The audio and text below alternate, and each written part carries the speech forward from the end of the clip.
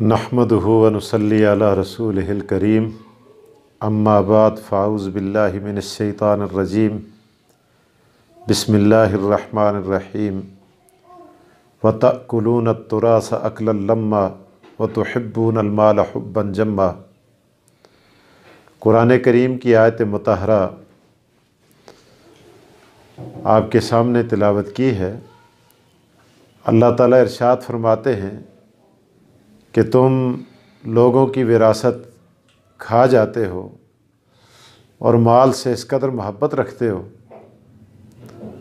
آج ہمارے معاشرے میں جہاں اور بہت سی برائیاں ہیں، وہاں بچیوں کا، بہنوں کا، بیٹیوں کا حصہ نہ دینا، یہ بہت سی برادریوں میں، بہت سی قوموں میں اور بہت سے دیندار کہلانے والے لوگوں کے اندر یہ پایا جاتا ہے۔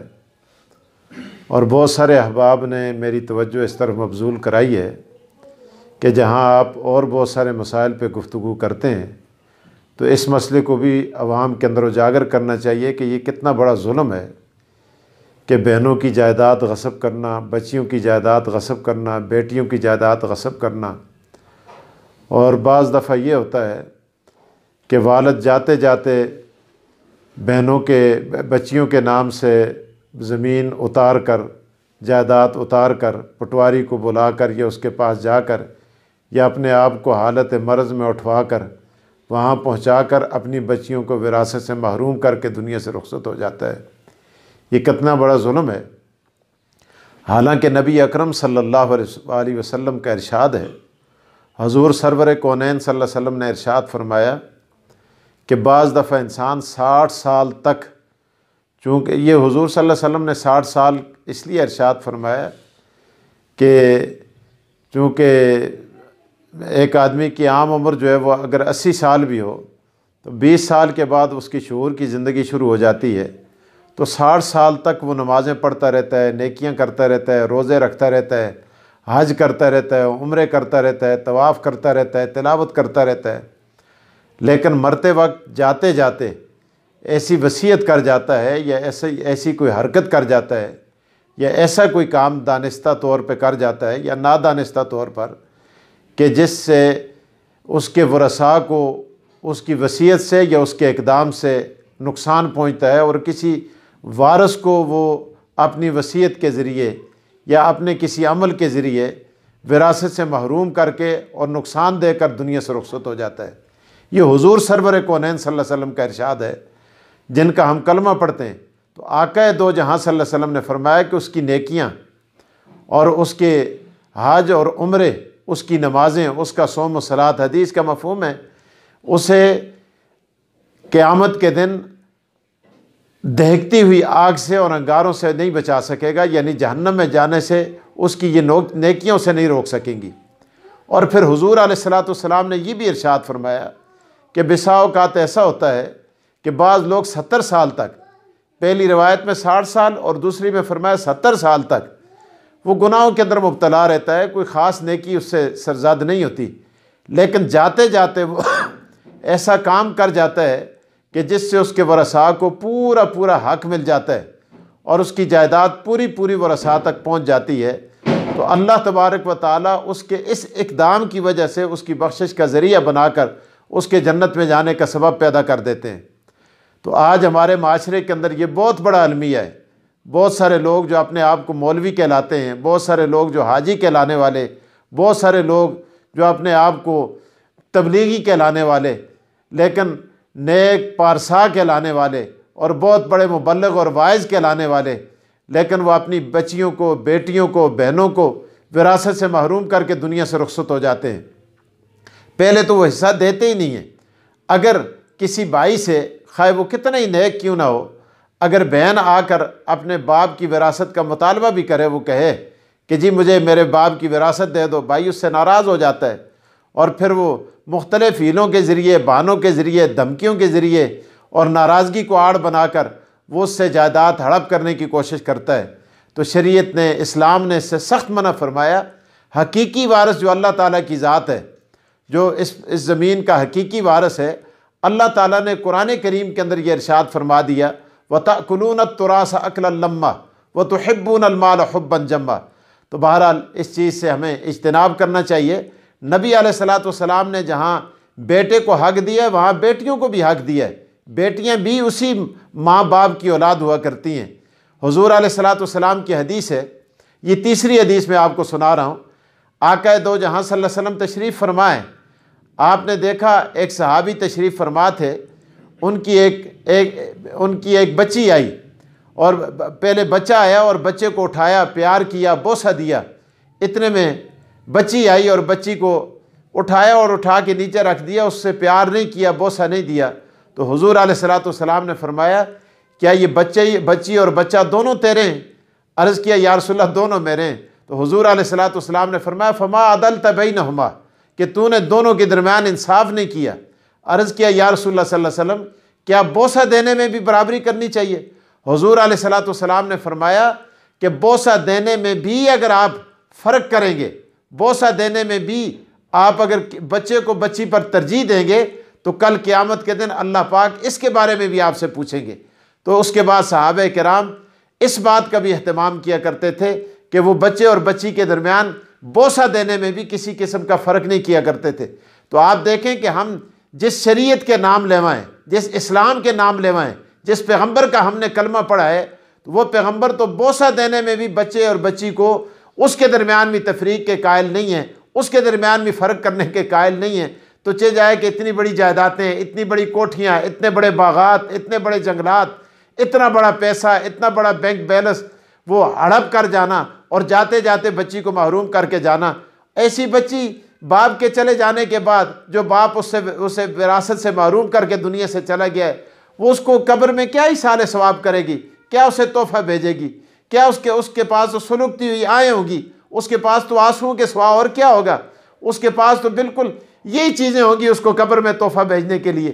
تو جب بھی اس کی آہ نکلے گی، جب بھی اس کے دل سے آواز نکلے گی، تو وہ یہی کہے گی کہ یہ وہی ظالم تھا کہ جس نے مجھے وراثت سے محروم کر کے وہ دنیا سے چلا گیا۔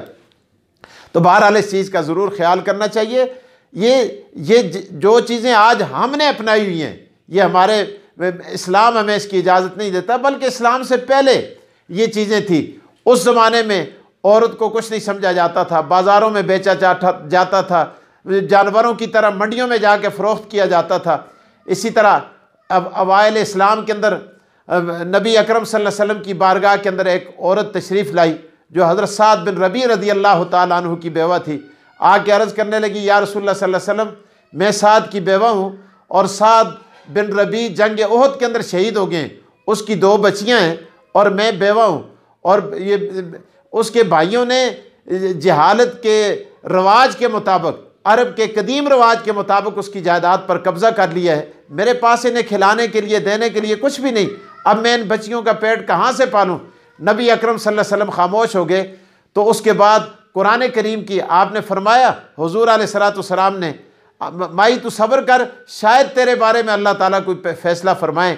تو اتنے میں حضور علیہ السلام پر وحی کے آثار نازل ہوئے، تو قرآن کریم کی آیات اور یہ وصیت کی ساری آیات اسی عورت کی اس فریاد کے بعد نازل ہوئی، یوصیکم اللہ فی اولادکم للذکر مثل حظ الانثیین۔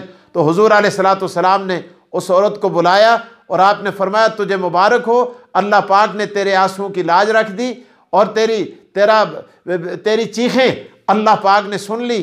اللہ تبارک و تعالیٰ نے پورا وصیت کا ایک چیپٹر قرآن کریم کے اندر نازل کر کے پورے ہر ایک کے حصص مقرر کر دیے۔